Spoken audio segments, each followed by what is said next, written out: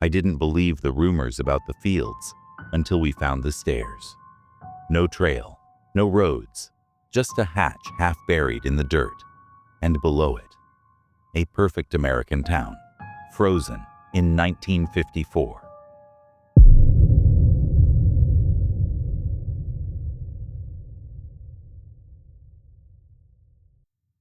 My uncle used to talk about something buried out here. He'd say the government built a fake town in the 50s for bomb tests. One of those model suburbs filled with mannequins and mock homes to see how they'd hold up to a blast. Then one day, the workers were pulled. Everything was sealed. Not dismantled, just forgotten. Covered in dirt and crop rotation. He called it SILO-6, but I always thought that was just his name for it. Another one of his Cold War stories that got exaggerated with time. After he passed, the land came to me. I didn't touch it much, just leased it out to a nearby farmer who rotated wheat every other year. Nothing ever came of it, until last month. I'd bought a drone to shoot some footage, maybe sell it for agri-mapping or real estate marketing. On one of my test flights, I noticed a weird square shape in the middle of the east field. Not a crop circle or anything dramatic. Just a dead flat square of wheat, bent at 90-degree angles, like something had pressed up beneath it. I walked out the next morning and started digging with a spade. About a foot down, I hit metal. Not a pipe or irrigation line. Something flat, heavy, cold. It took 2 hours to clear the outline. A rectangle, maybe 6 feet across. Steel plate, hinged. A corroded handle, fused in place. No markings, no rusted signage, just metal buried in dirt. I got a pry bar from my truck and wedged it under the seam. It groaned like a ship hull under pressure. After some rocking, it finally gave way, and beneath it was a staircase. Steel steps leading down into darkness, maybe 30 or 40 feet deep. I don't know what I was expecting. Maybe a maintenance tunnel or irrigation chamber. What I found looked more like a service corridor. Old concrete, worn linoleum strips, rusted pipes running overhead. The air was musty, but breathable. Stale, like something sealed for decades, but never disturbed. I followed it, one hand on the wall, flashlight beam sweeping across old electrical panels and a broken intercom station. No vermin, no bugs, just silence. The corridor opened into what looked like a freight platform, like the back of a grocery store. Roll-up doors, abandoned pallets, a yellowed phone on the wall. Then I saw the double doors, glass still intact, a street visible through them. Not a hallway made to look like a street, a real one. There were houses, storefronts, a diner with menus still taped in the window. Trees with fake plastic leaves, yellowed with time. Even power poles, connected to a ceiling that mimicked daylight with old sodium vapor lamps. That was the moment I realized. This wasn't a test site. It was a town. And when I looked back at one of the houses, the porch light blinked on, like someone knew I was there. I stood frozen just inside the glass doors, staring at the town. Everything about it looked maintained. Not new, but not abandoned either. The buildings weren't collapsing. There was no graffiti, no dust covering the windows. Just age, like something had been perfectly preserved, untouched, but not forgotten. I stepped outside. The air was dry and had that recycled, filtered quality, like the inside of an old bunker. There was no sky above, just a high vaulted ceiling painted pale blue. lit by dim overhead lamps rigged to look like sunlight. It was quiet. Not the kind of quiet you get in a small town, but a deeper insulated silence. No hum of air conditioning, no wind, no birds, just my own footsteps echoing against the pavement. I walked down the main street. There were signs for places you'd expect in any American town. Miller's Hardware, Peterson's Pharmacy, a barbershop with 2 chairs, and a red and white pole still spinning faintly. It all looked like it came from a Norman Rockwell painting, but behind glass, like a museum display. That's when I noticed the mannequins. One in the diner, seated at the counter with a coffee cup in hand. Another inside the hardware store, pushing a broom. They weren't posed like storefront figures.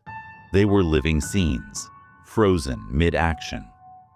Every figure was dressed in era-accurate clothes, aprons, fedoras, pearls.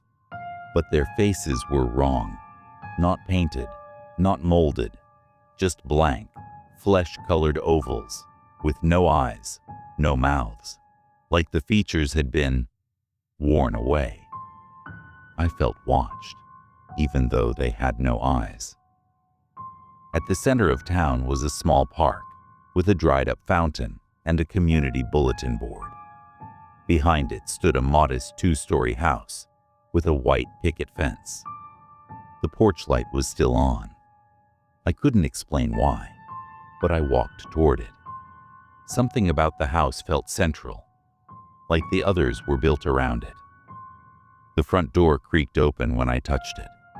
Inside, the air was colder. Plastic-covered furniture, yellowed newspaper from 1954 on the table, a TV in the corner, one of those bulky wooden Zenith models, and a dial telephone on the wall. In the kitchen, a bowl of fake fruit sat on the counter. But when I touched it, it wasn't fake. It was soft, ripe, cold. The bananas were fresh. I backed away and nearly tripped over a wire trailing out from the hallway. It was connected to a reel-to-reel recorder mounted in the basement stairwell. The machine clicked, then whirred, and a voice began to play. Faint, male, warbled from time. SILO-6 test cycle initiated. Environmental conditions nominal. Civilian responses inconsistent. External override disabled. My skin crawled. I hadn't just walked into an abandoned test site. I'd activated something, and whatever it was already running again. I don't remember running, but I know I didn't walk. I bolted out of that house and back into the artificial daylight, heart pounding like I was being chased, even though the streets were still, silent, unmoving. But the mannequins had shifted. The one in the barbershop was no longer sweeping. It was seated in the chair now.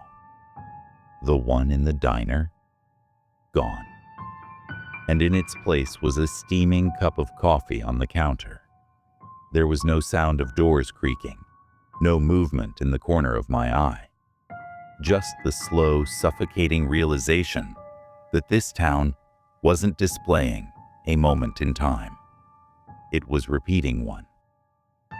I reached the corridor where I'd come in, only to find a solid concrete wall.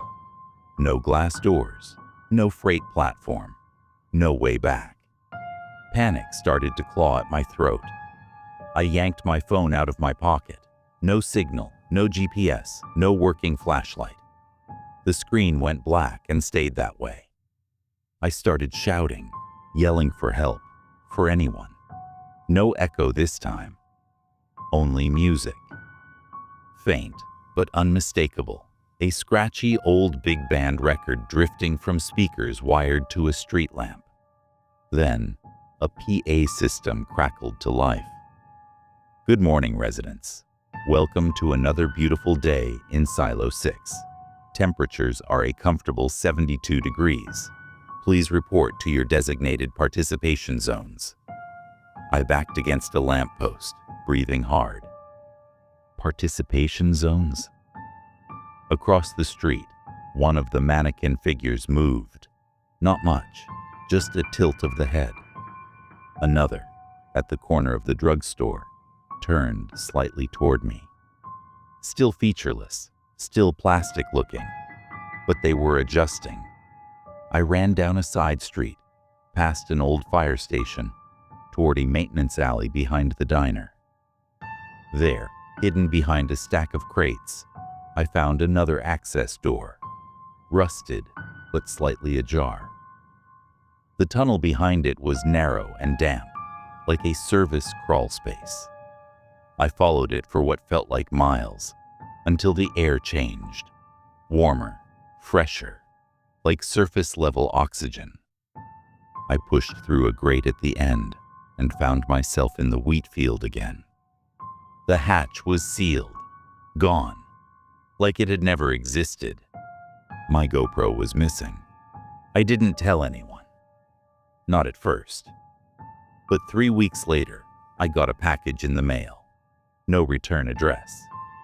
Inside was a reel of 8mm film, labeled SILO-6, observation footage, subject number 273, cycle terminated. I haven't watched it, because I already know what it shows. Me. You heard tonight. It's just one of many. Subscribe to Hauntica for stories that shouldn't exist.